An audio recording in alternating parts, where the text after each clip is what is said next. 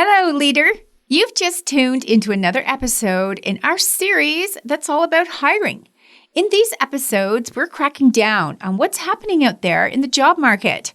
From your perspective, the employer, you can't just post and pray and expect great people to find your role posting and then actually apply.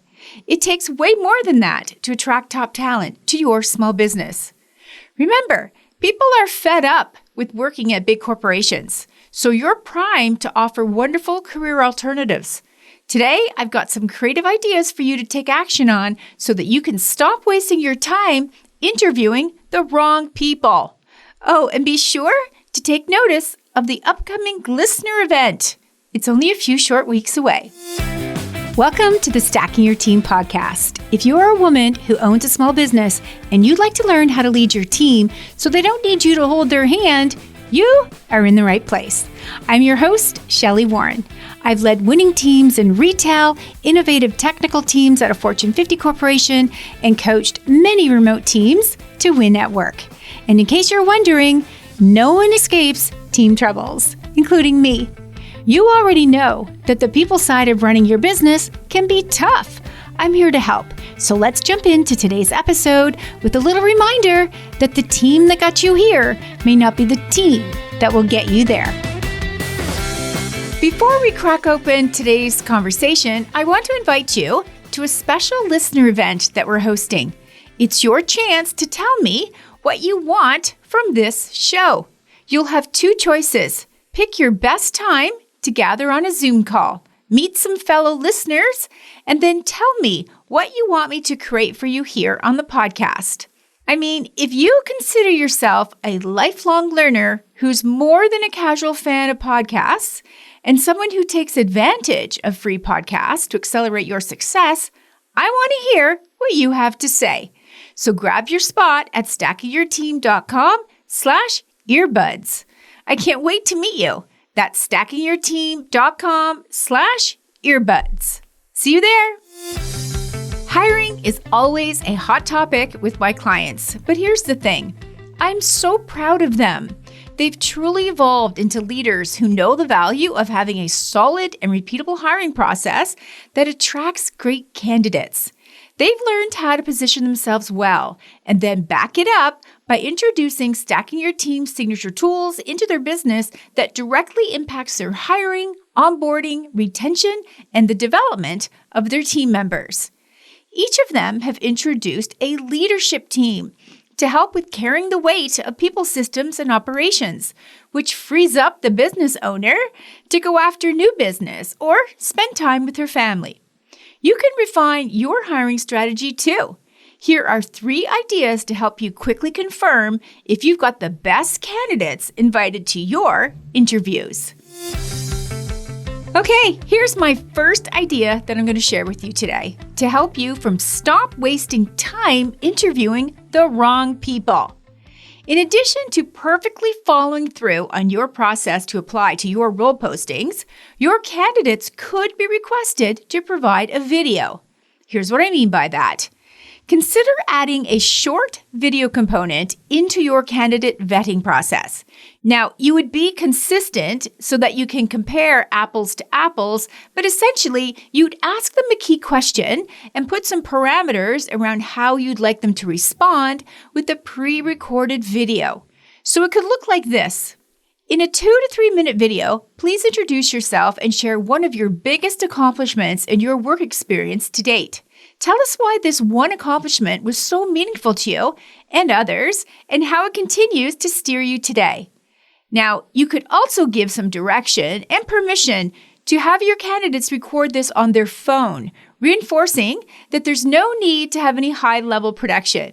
You could also depict the type of video file that you'll accept, how to label that file, and where to load up that file, and when it's due to be submitted. You could also come up with another question to ask, but I suggest that you do not ask that old question, why do you want this job?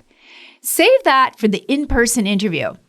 This video submission question is a great way for you to see this person tell a story about themselves. You'll see their passion. It's going to shine through, and it will be more interesting for them to relay to you the circumstances surrounding that one accomplishment that they're so proud of. Oh, and get ready, because some people will truly lean into this and get super creative on how they show and tell their story, allowing you to have an additional peek into who they are. Okay, here's my second idea I have for you that will help you to stop wasting time interviewing the wrong people. Add a quiz into the mix. Here's what I mean by this. Choose 3 questions that would offer you a deeper insight into how this person's skills, experience, and even point of view regarding your marketplace, your clientele, or even trends within your industry, and then roll them into a short multiple choice quiz that they would add with your other application processes.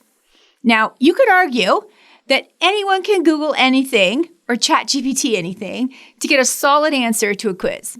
That's true. But what this will do is give you more data to help decipher whether this person is warranted for a first interview or not, combined with the other application materials, of course. This will also flush out people who think completing a short multiple choice quiz is just too much for them. After all, we're looking for team members who are willing to go the extra mile and who are willing to follow a process. Here's an example of a multiple choice quiz for a law clerk applying to work for a law firm who serves hospitality small business owners. Here's a question that you could include in your quiz.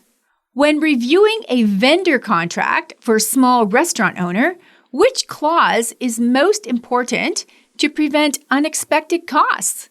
Is it A, the confidentiality clause, B, the indemnification clause, C, the payment terms clause, or D, the non-compete clause? Now, of course, you know the answer is C, the payment terms clause. Now, if you decide to implement a quiz, here's a pro tip for you. Do not choose questions that would instill a "it depends" answer. That will just frustrate your applicants. And do not include a question that requires them to write out their answer. You're wanting questions that test their understanding of some key and common aspects of your industry. You're not a professor wanting to grade a paper they've submitted.